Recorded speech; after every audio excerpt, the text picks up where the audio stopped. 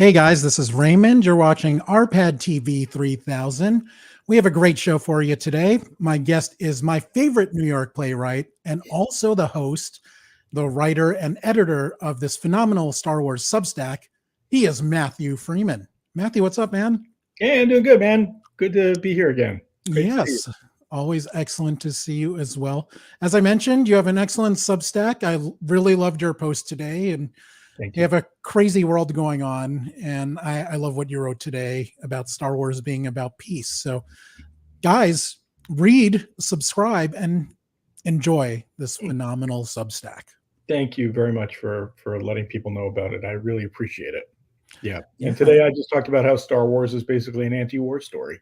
Yes, and it really is. I remember recently someone posting a clip of George Lucas saying that ultimately Star Wars was about hope and kindness.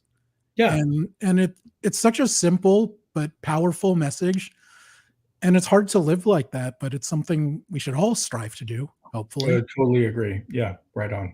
And especially with all the craziness that's going on in the world, sometimes we need an escape, whether it's getting lost in a fantasy like Star Wars or laughing at your favorite comedian. Sometimes Yeah. you got to laugh or you got to cry. Yeah, I mean, it's the only way to stay sane in this world is to try to have a sense of humor and some perspective and find peace where you can find it. Yes. Yeah. And today, of course, Matthew is a Star Wars expert, in my opinion.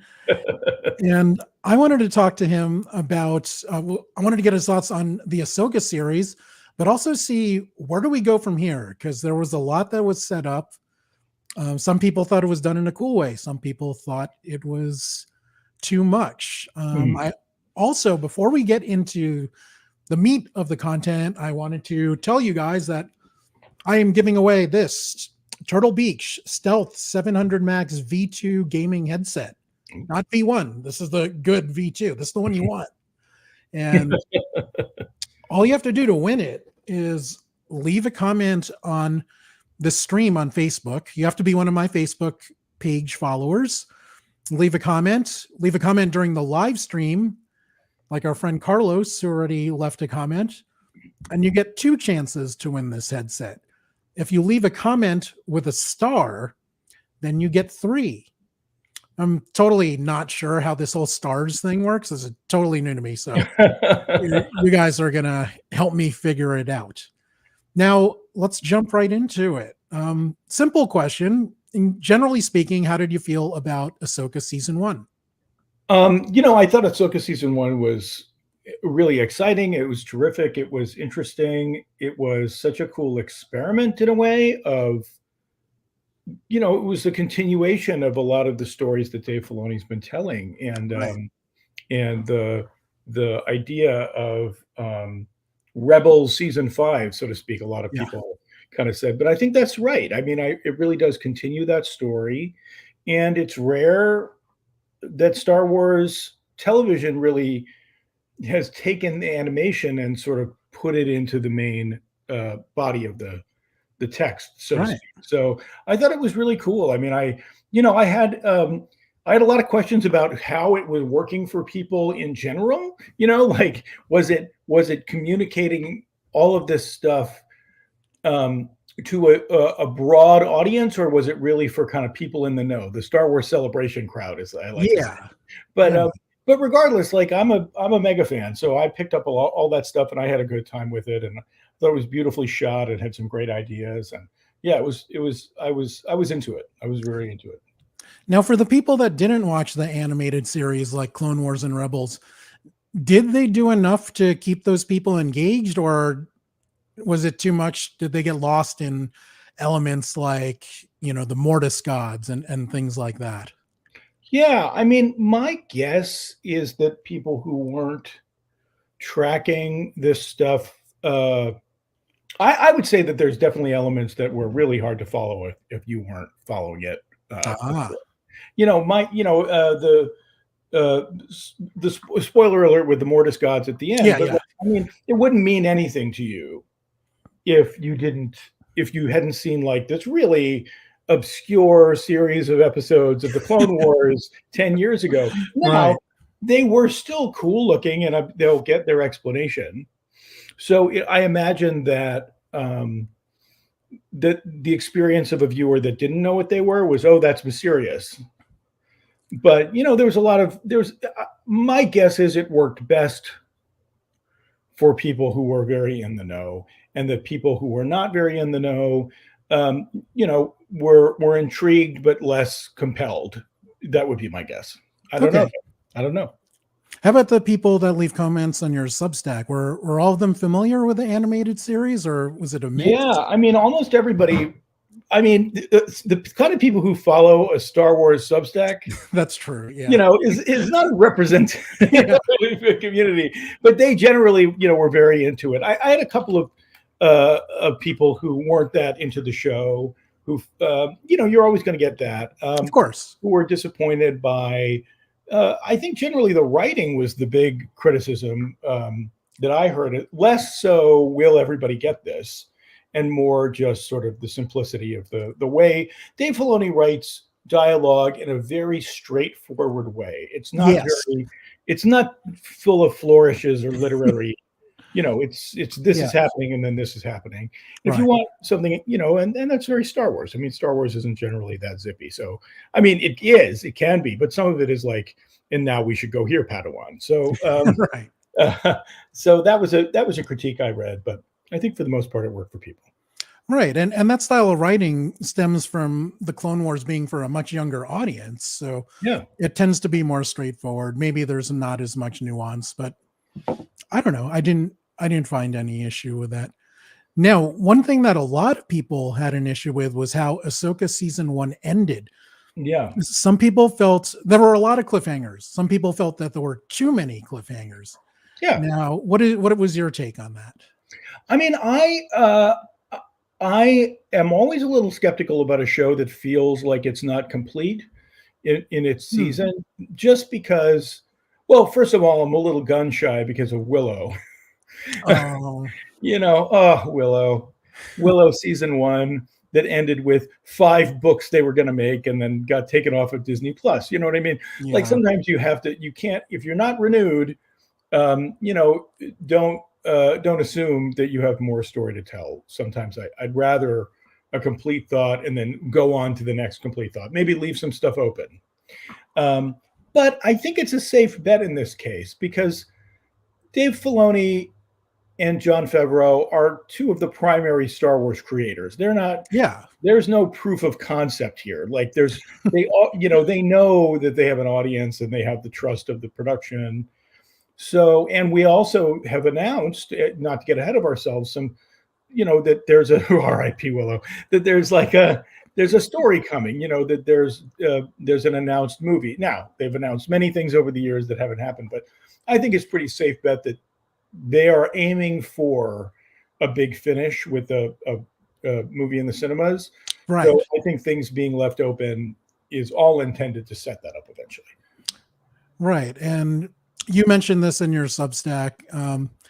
Maybe this isn't the best screenshot, but that is little Balin Skull there. Yeah. Standing on the statue of the father of the Mortis gods. Yeah.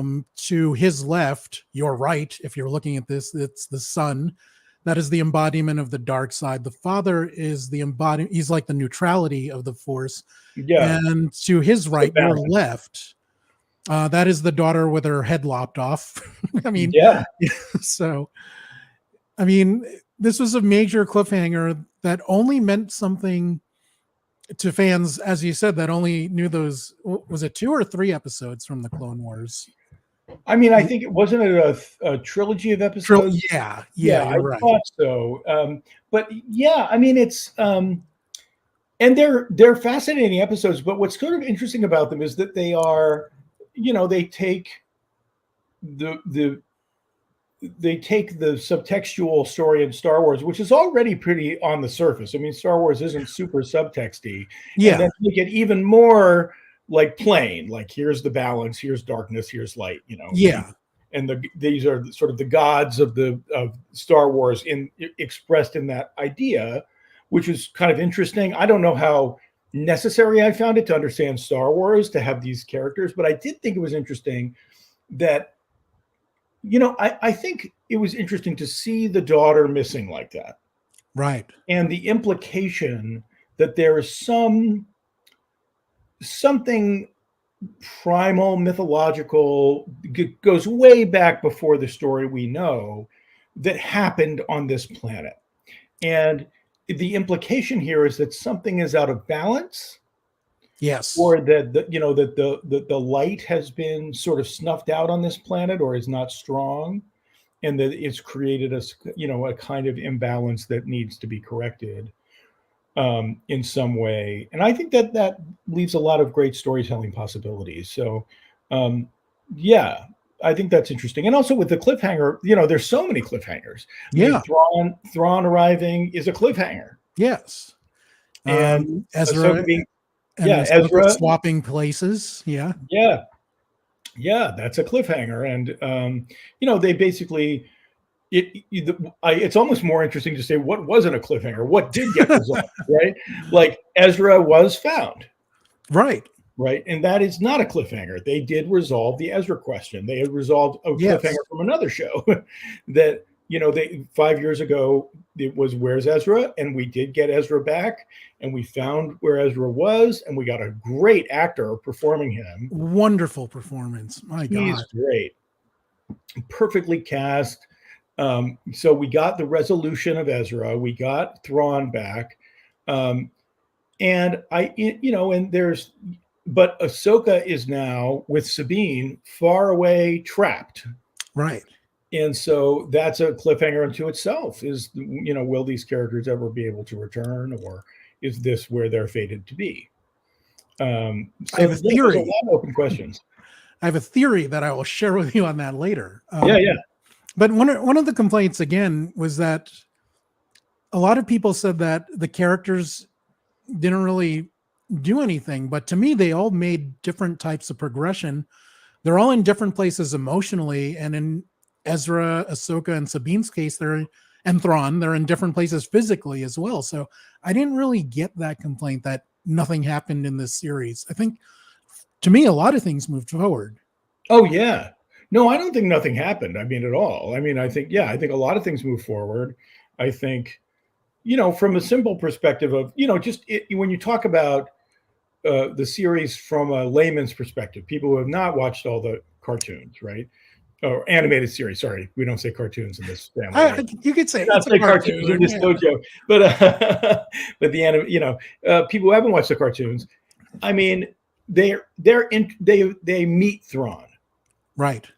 which from just a pop culture perspective, Thrawn is essentially introduced in live action. That is action moving forward. Yeah.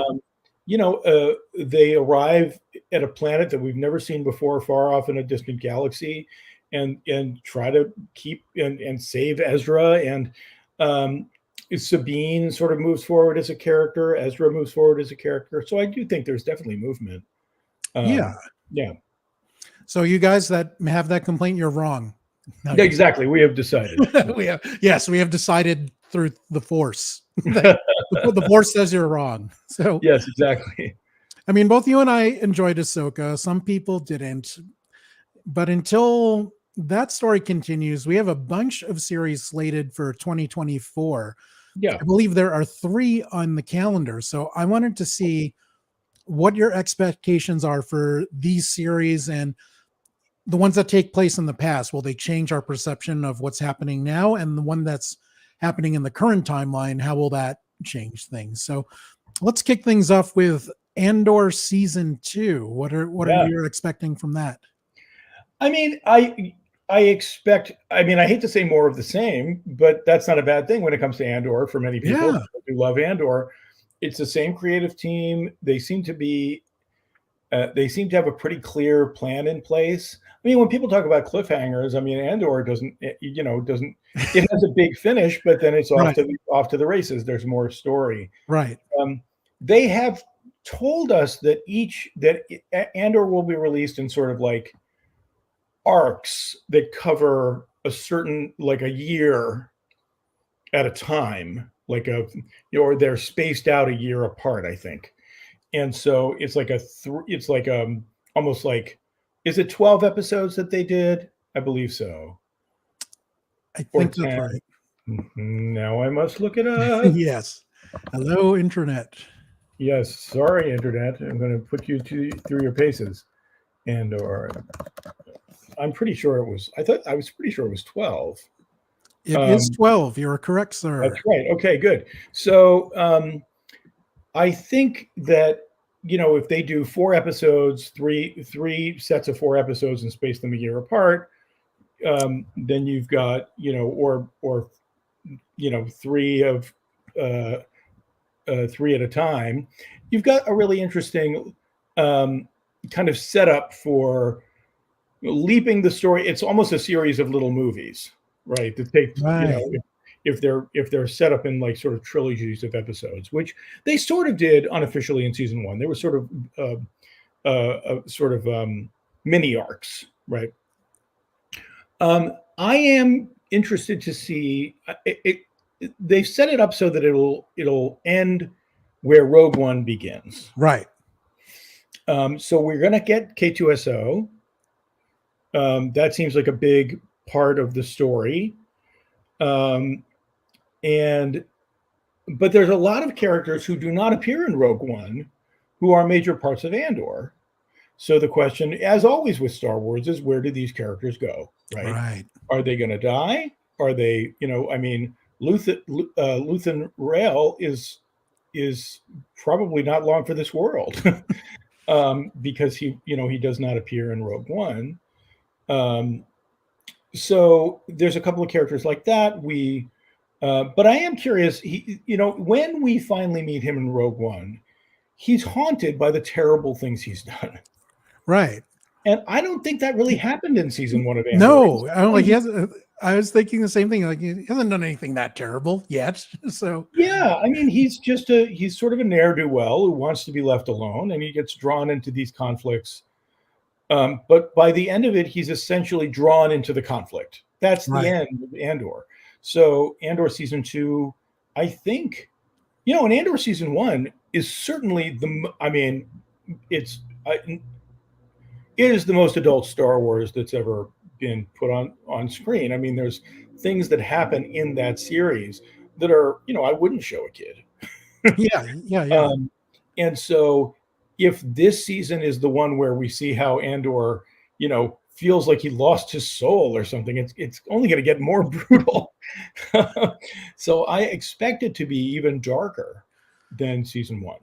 Now, correct me if I'm misremembering this, but did you refer to it on your Substack as the most un-Star Wars series? Oh yeah. I mean, for sure. It's the least like Star Wars of all the Star Wars series. Right. And not just tonally, but unlike the other series on Disney Plus, which are mostly green screen and sets, a lot of this is shot on location. So it has a different look about it than the other series that I loved. I thought they did technically. It looks spectacular. Yeah, absolutely. it looks like a film, and doesn't. A lot of the history of Lucasfilm is testing technology. I mean, Lucas did that with all of his movies, right? And so the sort of incredible system that they've created to make television on this television speed budget, everybody's like, well, it looks like it's on a soundstage. I'm like, that's an incredible soundstage. Like, let's not look at folks in the mouth here. They made all of this stuff in a room. That was not possible years ago. Like, it was just not possible to make a Star Wars television show that looked like this. But Andor went the other way. It's like, we're going to shoot on set. I mean, I remember listening to Tony Gilroy basically saying that he would have to tell people who came on board to the show, hey, don't try to Star Wars yourself. Like, do what you do well. Okay. Right? Like, don't try to make it more sound like Star Wars or bring the craft down to 1977 or something. Do everything you do well normally, and that's the show we're going to make. So it definitely has high production value. It definitely has a kind of slow burn. It's written very differently. It's essentially, it feels almost anti-Star Wars. It feels almost like it's saying, we are doing it differently on purpose. Yeah. Like, whereas most Star Wars content is very much a fantasy setting. This it almost has like a political thriller kind of Yeah. deal. And Oh, I yeah. love it. I love how it's so different. Yeah, I think it's fantastic. It's just super different, and I mean, I remember bristling a little bit at my friends who were like, "Oh, this is my favorite Star Wars," and I'm like, "Well, that's weird." But because it's so unlike Star Wars, right? But Right. but in a way, I mean, that's what they seem to be really going for is like, this is we're not it's not made with a sort of love of Star Wars. Yeah. It's made more with a desire to tell a really interesting science fiction style story about it being a revolutionary Right. in a fascist society. Right. And that is the kind of story you tell that has like a literary quality to it, like a spy novel. Or I mean, think about what happens with Mon Mothma at the end of season 1 of Andor. Yeah. She has a daughter who has been who is totally bought into the traditional culture of they're from, where is that, Chandrila, Yes. right? I don't know And about the pronunciation, so yeah, yeah, something like that. But uh that Mon Mothma and her family have rejected. Like that's the old. That's like, and so essentially the daughter has become sort of a conservative, right? She wants to enact all these, kind of uh, traditional female roles from this culture that her mother has rejected. So it's sort of, very upsetting. And then at the end, there's this criminal who will work with her to protect her money, and she has to decide whether or not she'll introduce her own daughter through this ritual to this criminal's son, and decides to do it. I mean, this is straight up like, how far will you compromise? right. Right. And It's very much a politics thing. I mean, they're yeah, all but also like, well, compromised to a degree. yeah, and also like, okay, so you're a revolutionary. Here's what it will cost you. Right. Right. So that's a really fascinating thing, and that's certainly not the way Star Wars tends to tell its stories. Yeah, for sure. If you if like, even in Ahsoka, when Sabine chooses not to destroy the map, I mean, Ahsoka barely holds her accountable for it. She's kind of like, I get it. Yeah. Yeah, sure. I've fought for years to keep Thrawn from coming back, and yes, this completely screwed up my plans and helped Thrawn return to destroy the Republic. But you love your friend, Yeah. and it's a much more forgiving series, and Andor has a much more steely-eyed look at how people function. Very It's more, much. it's a more essentially cynical. Yeah. Now, considering that we know the fate of Cassian Andor and that the Andor series is very much its own thing, will it have any impact on how we perceive Star Wars now, or is it just doing its own thing over there? I mean, I always feel like Andor and Rogue One sort of live in their own. Hmm. I mean, they interact with, but if you never saw Rogue One and you watched A New Hope, you wouldn't be missing anything, Okay. right? It's you get the entire story of Rogue One in the crawl, Yeah. so Yeah. Yeah. you're not missing anything. So I don't think it ever changed my perception of A New Hope. It does if you want it to. Like, it's there as an add-on. It's like a side mission. Like, if Right. you want that, Yes.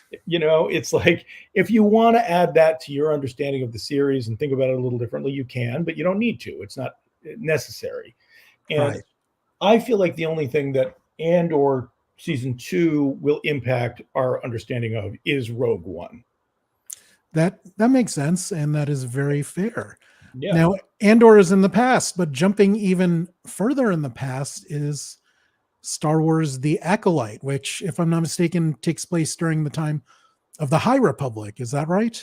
That's right. That's right. So Acolyte is the first live action series that takes place before the Phantom Menace. So, there's lots of material. There's the whole High Republic publishing um, initiative. But yeah, Acolyte takes place during the High Republic era. So before Phantom Menace. Yep.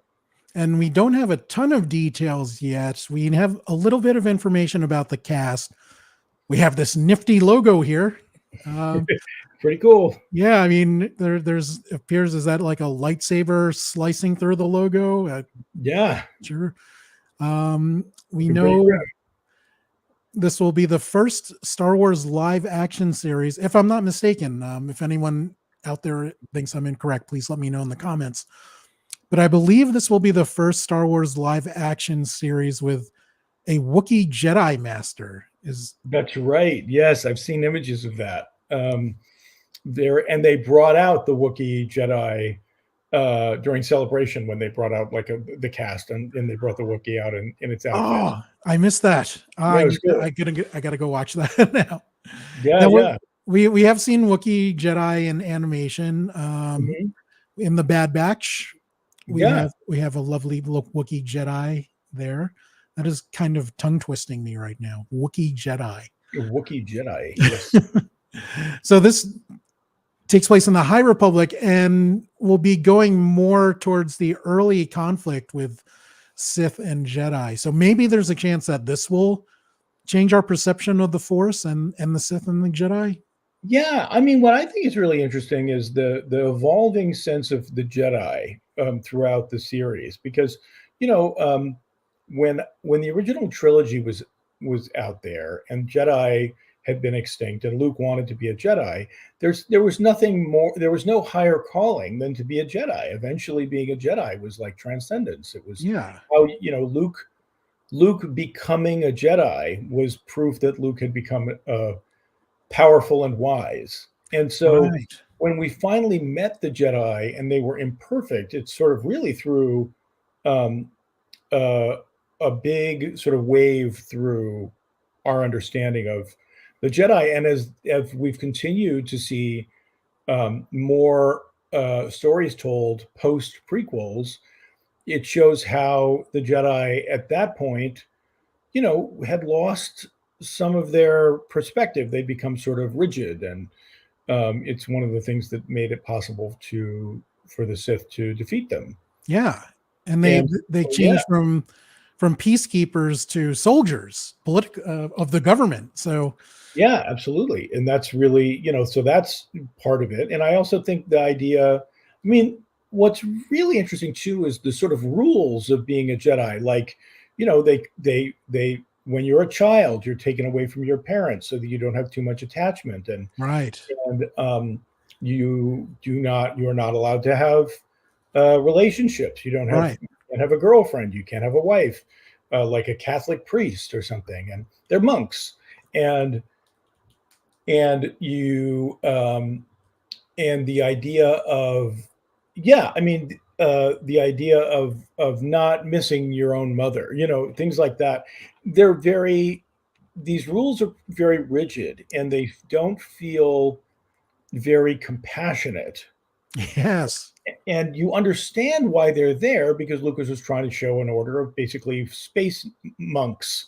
And monks often sort of forego uh, worldly possessions and attachments in order to be more connected to their highest self. But as people, we know that when you repress important parts of your own self, it does not actually lead to great things, which is what we see with Anakin. And so I wonder if the Acolyte will. It seems as if it's from the perspective of someone who is rebelling against the Jedi. Right. And so I'm fascinated by that. It seems like they're the anti-hero style story of someone who is not so into the Jedi Order. And I don't know what that will mean or what it'll look like, but that is interesting. It's interesting. I tend to find that the way in which we come to understand the Jedi Order has evolved over the years, and this seems like a real attempt to sort of codify that the Jedi are imperfect or there's something to rebel against there. So I'm really intrigued by that.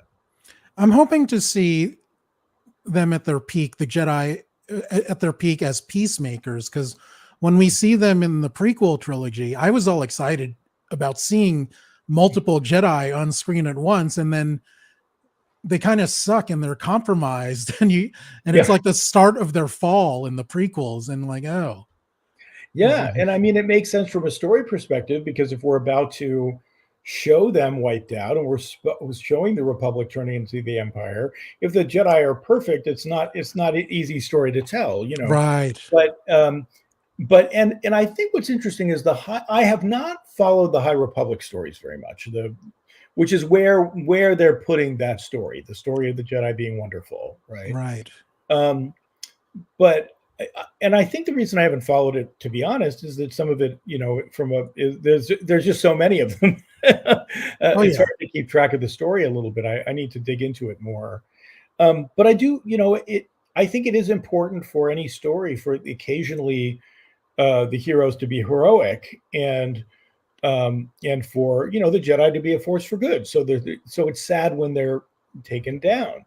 If they're always not a force for good, it's less sad to lose them, and that's an issue I think with the New Republic right now. The New Republic does not come off like they're that great, and, yes, and so that has been complicated to watch because like we've fought for the New Republic, all of our heroes tried so hard to make the New Republic exist, and now that it is here, it's sort of bureaucratic, and our heroes are bristling against it, and it's sort of you wonder if when the New Republic will feel like something we all want. right, Yeah, so it's sometimes you do have to see the characters firmly in the good, and for then sure, yeah, for sure. Now, one of the things I'm looking forward to in the Acolyte is the cast. There are two actors in particular. Manny Jacinto is a yeah, Filipino Canadian actor that I'm really looking forward to being in the Star Wars universe. And the yeah. other is Daphne Keane, who, if you saw Logan, she played Laura in the movie. So Which one is Laura in she's Logan? the little girl. Oh, she's little Logan. Yeah. Oh yeah, she's awesome. I loved her. Logan's a great movie. Yes. So yeah, okay, she's awesome, and Manny he's amazing. I remember him from it's Jacinto, right? Yes. Yeah. So I loved him in The Good Place, Hmm. and I think it's fair to say that my wife also likes Manny. Fair enough. No, He's very Daphne Keane, I keep thinking of from the Logan role, even though that was like 10 years ago or something. And I'm like, she looks like the girl from Logan, but grown up. And they're like, oh, that's the girl from Logan grown up. So yeah. I'm looking forward to that. Yeah, it's going to be a great cast. And the director is terrific. The showrunner is terrific. She did Russian Doll. Wonderful show as well. Yeah. So there's a lot to get excited about there. It is interesting that it's going to be going backwards, Yeah. And that is true of Andor. It's again filling out backstory, and so it'll be interesting to see what happens with Skeleton Crew. Right. Excellent segue, my friend. Yay!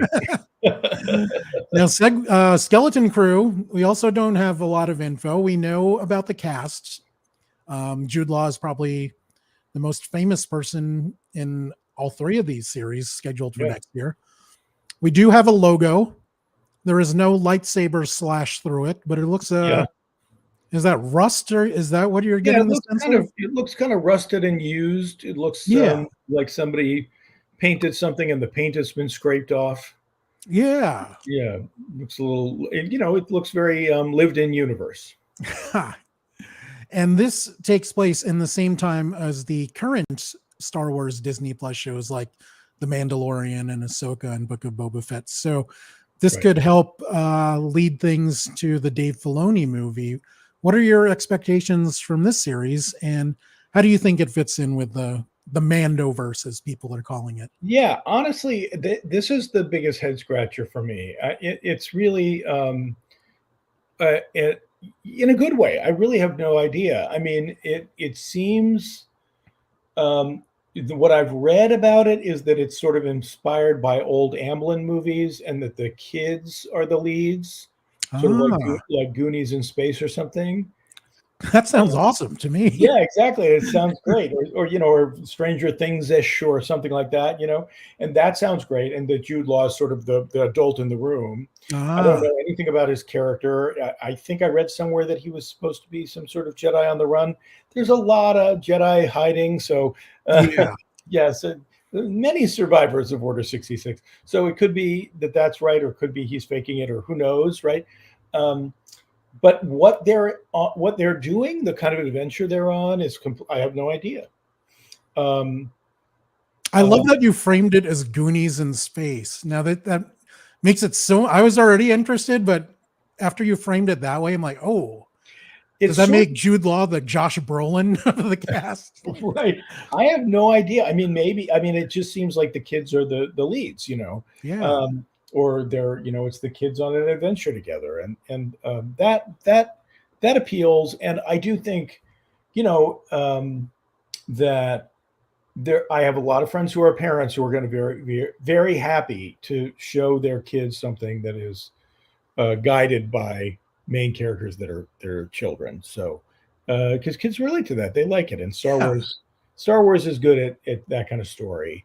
But what the adventure is, I am entirely unsure. John Watt is the main showrunner who did two of the Spider-Man. Yeah. Spider-Man, and those are great.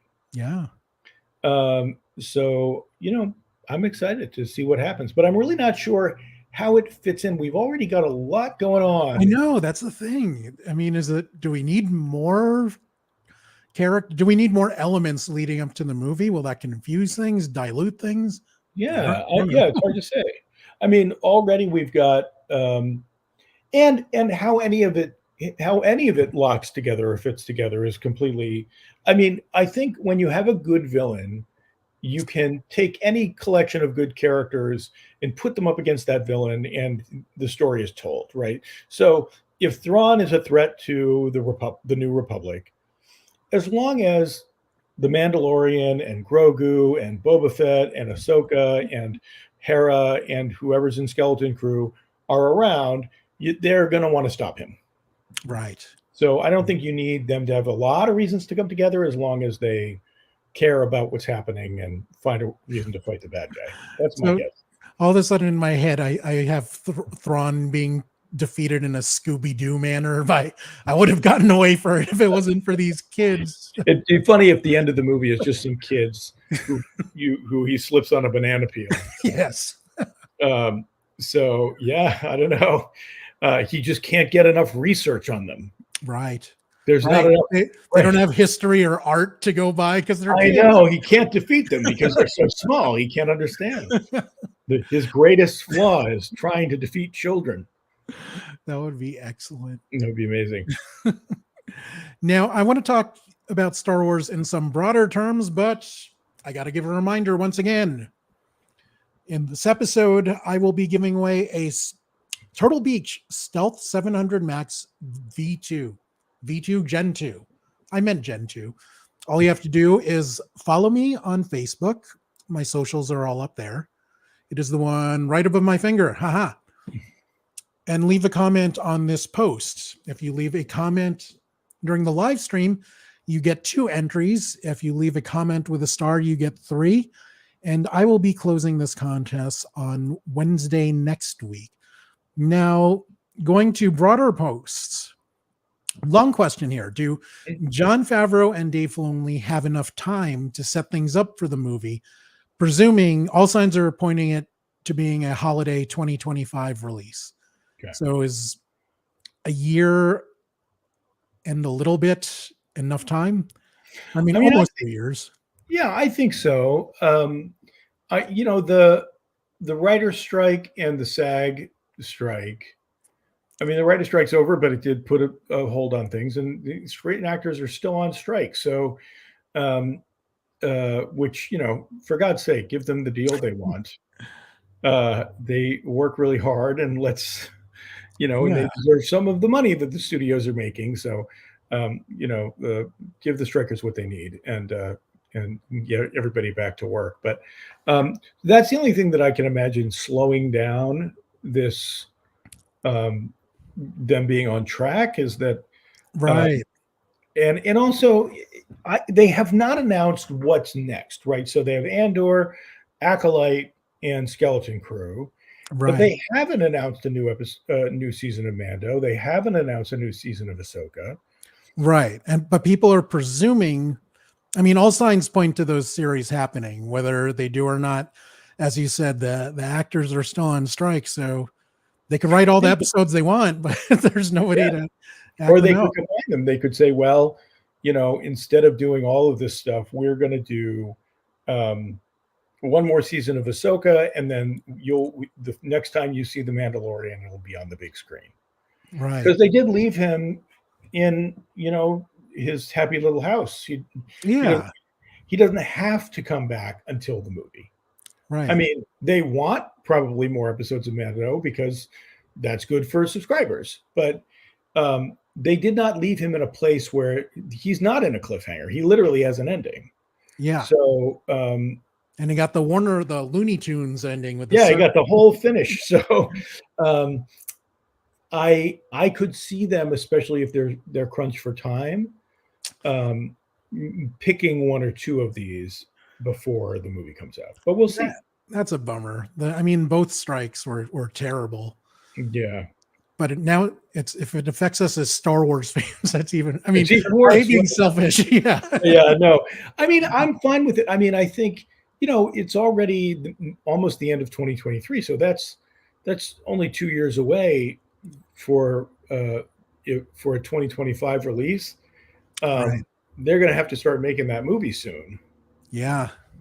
So I either they're going to truncate the number of Disney Plus series before the movie, or they're going to push the movie back.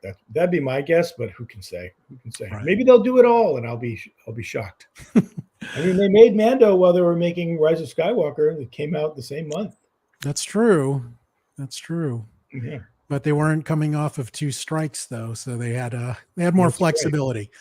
right. And whether or not it's a good idea for them to try to make all this stuff, as opposed Yeah. to give it some space and give it some time and make sure it all is exactly right. I mean, I don't need it to come out super fast for me to enjoy it. Right. And as Disney is learning, particularly with the Marvel stuff, there is such a thing as too much content.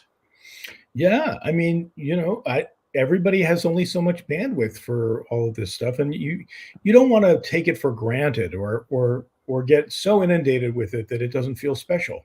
Right. So I Now, think if they give it some space, that's okay with me. here is a great question. Where does Bad Batch season 3 fit in? Oh wow, Bad Batch season 3. I almost forgot they were doing. See, there you go. There's a lot of Star Wars. That's a really good question. That is a good question. The last season. Now, this is going to be the last season, right? Of Bad Batch season 3. They announced, I believe and so. and the end of season 2 was. I mean, it was funny watching season. I did little reviews of the entire Bad Batch season, or not reviews, but responses to each episode of Bad Batch season 2 on my Substack, and it was such a tonally fascinating season because it kind of veered from Saturday morning cartoon to some really intense stuff, and it ended on a real heartbreaker. I mean, they really left it in a tough spot, and so I'm really curious. I don't see Bad Batch season 3 as fitting into um, future uh, Star Wars storytelling. It feels like they're finishing the Bad Batch story, and that'll be that. Right. But as a story, it's been a really cool one. And it's got to come out soon, right? Like 20. I don't know when it's coming. That I did not see it on the calendars, but I think the calendars I was looking at were only covering the live action things. Right. And they didn't I read somewhere that the Skeleton Crew was not on the calendars that they had? Oh, really? I saw it Yeah. on 2. Uh-oh. Did it get Okay. bumped? No. I mean, I think it was supposed to come out 2024.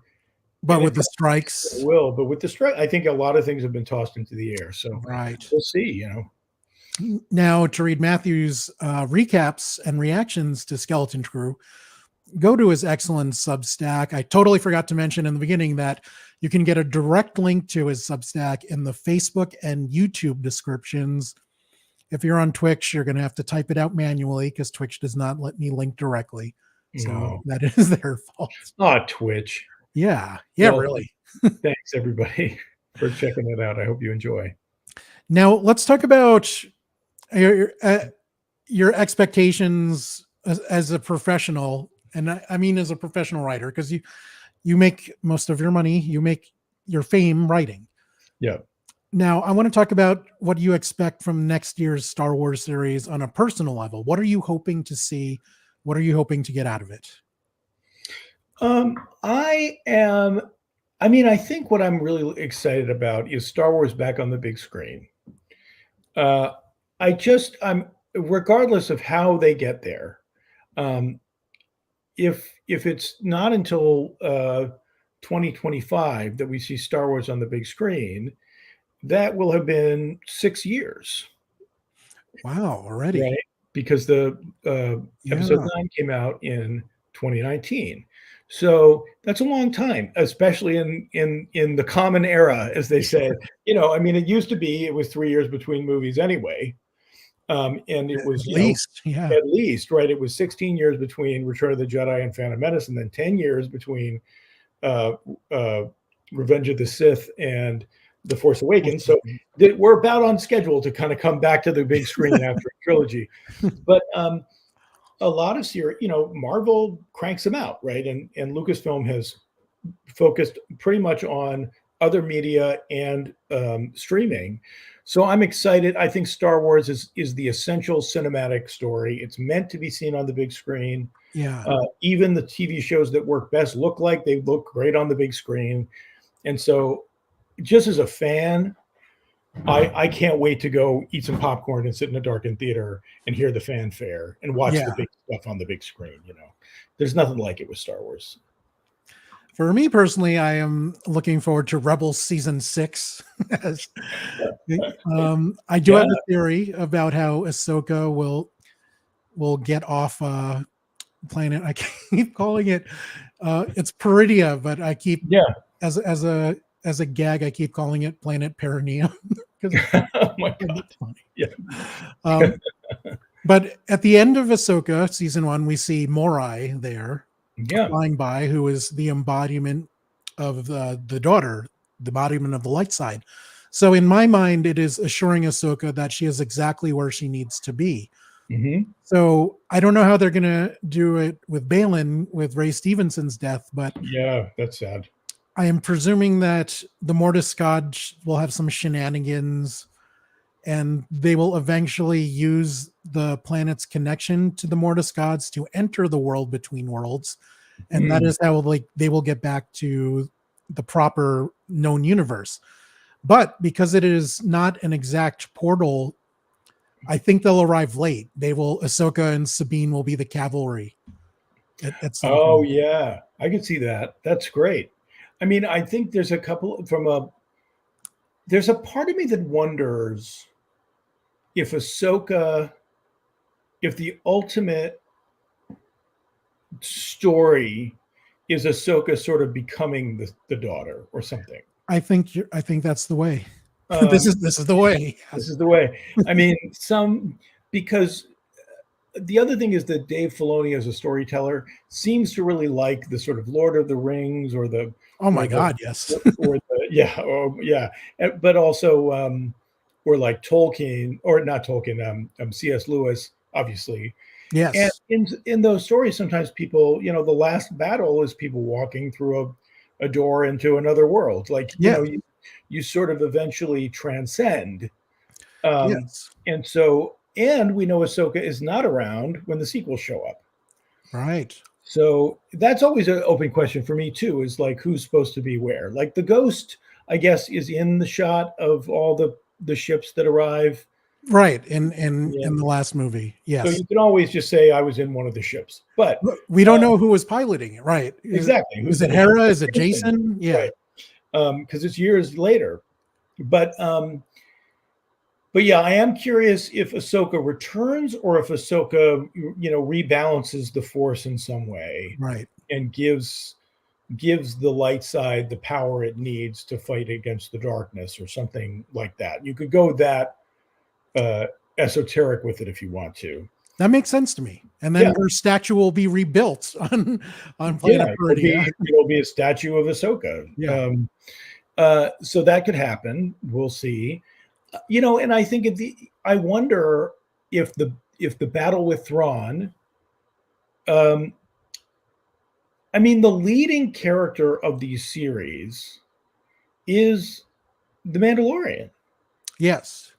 It's he is the iconic character. It's the Mando-verse, right? So even if there's Rebels season 5 and Ezra and all these things, at the end of the day, I would expect that the character that sort of wins the day in the battle with Thrawn will probably be Mando and Grogu. Or Grogu. Yeah. Grogu would make sense too.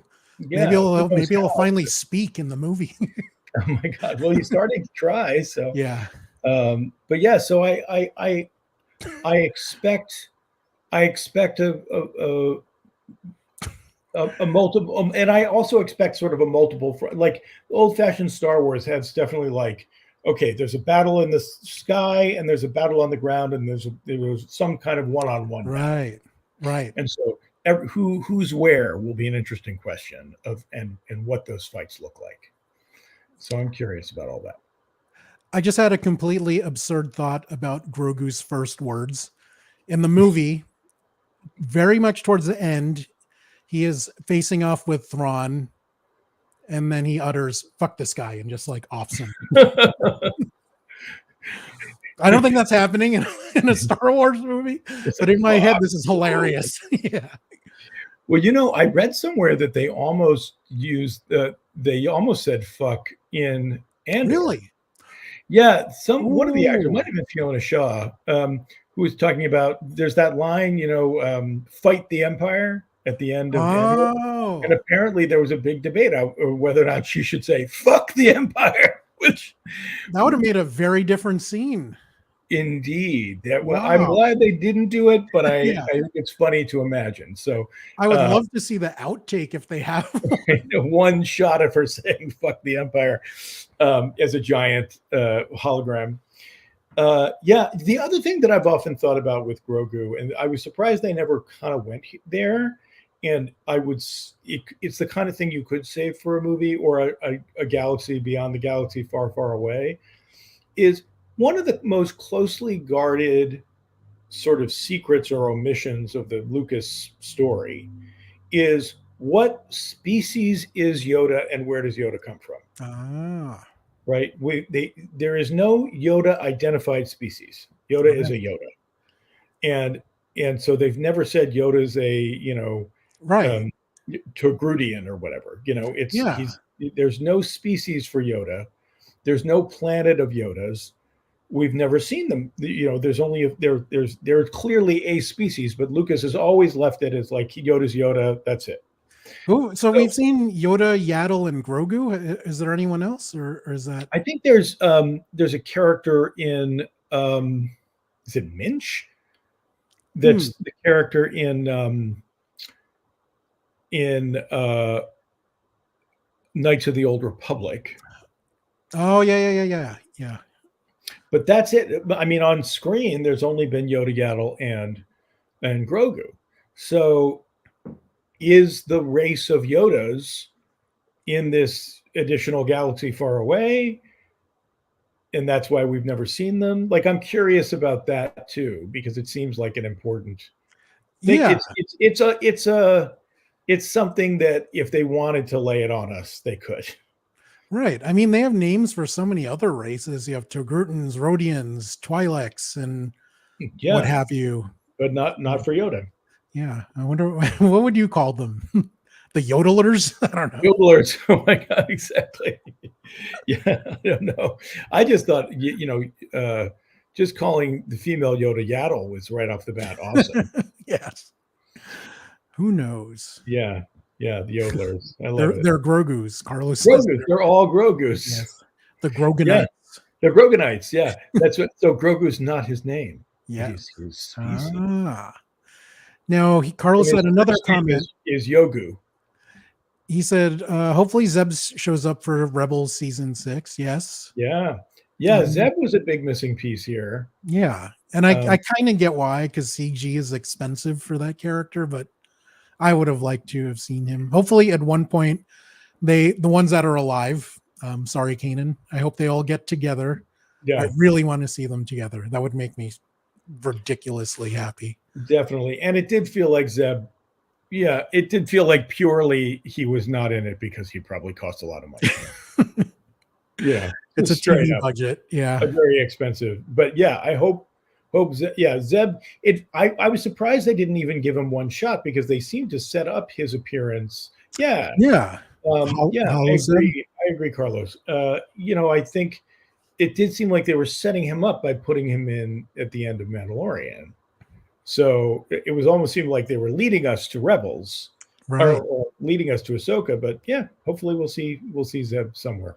And I think we discussed this in our last chat, but I want to see Callus's sideburns in CGI glory.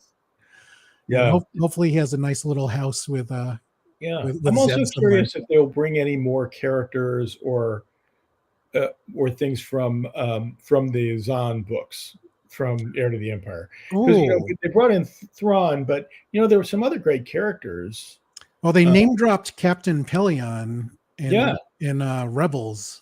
So that and he appeared in Captain Pelion. That's right, in Mandalorian Shadow Council. Yeah, which I thought was awesome. Yeah. But there's one of my favorite characters from the Thrawn books was Talon Card. Yeah. He was like new Han Solo. Yeah, he's sort of a mix of Jabba the Hutt and Han Solo, kind of a gangster, swashbuckler. And there's room for those guys. So I'd be curious to see who else gets brought in. That is an interesting one. Any others that you would like to see, either not necessarily from the books, but also from Clone Wars or Rebels? Well, one thing they do at the end of the Thrawn story is they do in the original Heir to the Empire trilogy is they have our heroes fight clones of themselves. Right. Like Luke fights Luke with 2 U's. Yes.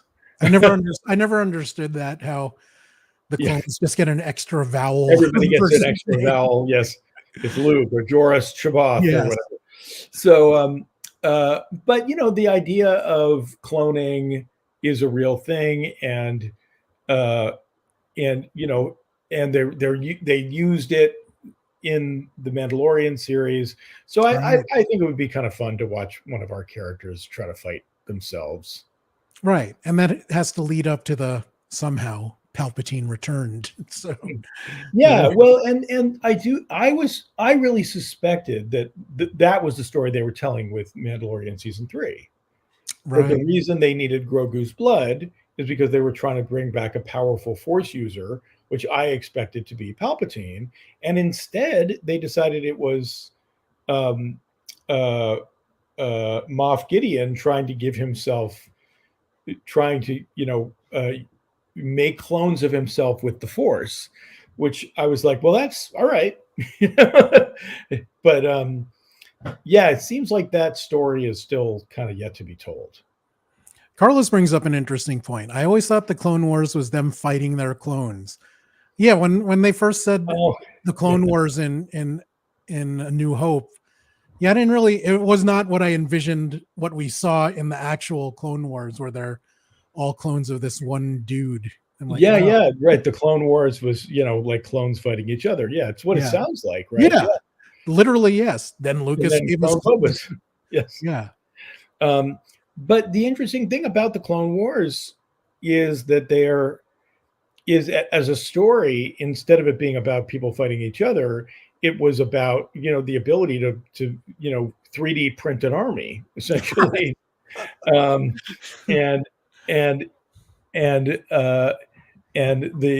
a better version of hiring robots. So it's this sort of interesting ethical conundrum that I thought they made a lot of great story out of. I agree. But it was not what I expected. Totally right. But it became its own wonderful thing that we enjoyed. Mhm. Although seeing it in live action, with especially in Ahsoka, seeing a young girl playing a child warrior soldier, I'm like, whoa, Yeah. this is really messed up. I don't know Yeah. I what are mean, the Jedi thinking here? well, the Clone Wars is really messed up, Yeah, and it's this really weird thing where we have seasons and seasons of essentially a children's television show about the Clone Wars, and the Clone Wars as a story is about how none of this should be happening, how and about how everyone participating is being compromised by the villains, and that the war itself is an ironic problem, right. as a device.